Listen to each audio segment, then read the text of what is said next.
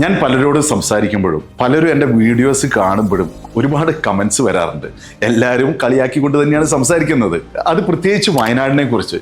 ഇപ്പോഴും പലരും ചോദിക്കുന്നത് വയനാട്ടിലേക്ക് വരണമെങ്കിൽ വള്ളി തൂങ്ങി വരണോ, അവിടേക്ക് ബസ് സർവീസ് ഉണ്ടോ, അങ്ങനെ ഒരുപാട് രീതിയിലുള്ള കാര്യങ്ങളാണ് വരുന്നത്. പക്ഷേ വയനാട്ടിൽ വന്ന മാറ്റങ്ങളെക്കുറിച്ച് നിങ്ങൾ അറിയാൻ ശ്രമിക്കുന്നുണ്ടോ? ഏറ്റവും കൂടുതൽ ഡെവലപ്പിംഗ് ആയിക്കൊണ്ടിരിക്കുന്ന, വികസനം വന്നുകൊണ്ടിരിക്കുന്ന ഒരു ജില്ലയായിട്ട് വയനാട് മാറിക്കൊണ്ടിരിക്കുകയാണ്.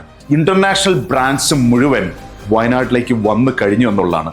റോഡുകൾ എല്ലാം നന്നായി കഴിഞ്ഞു. എല്ലാ പോക്കറ്റ്സും ഡെവലപ്മെന്റിന്റെ പാതയിലേക്ക് ആണ് മാറിക്കൊണ്ടിരിക്കുന്നത്. സുൽത്താൻ ബത്തേരി അറിയപ്പെടുന്നത് ഒരു ക്ലീൻ സിറ്റി എന്നുള്ള നിലയിലാണ്.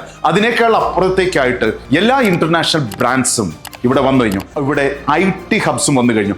ഓൾറെഡി ഒരു IT കമ്പനി ഇവിടെ നടക്കുന്നുണ്ട്. ഇപ്പോൾ വയനാട് ട്രേഡ് സെന്റർ എന്നുള്ള പേരിൽ വയനാട്ടിലേക്ക് ഒരു പുതിയ IT ഹബ്ബ് അല്ലെങ്കിൽ കോ വർക്കിംഗ് സ്പേസ് എന്നുള്ള ഒരു രീതിയിലേക്ക് വന്നു കഴിഞ്ഞു എന്നുള്ളതാണ്.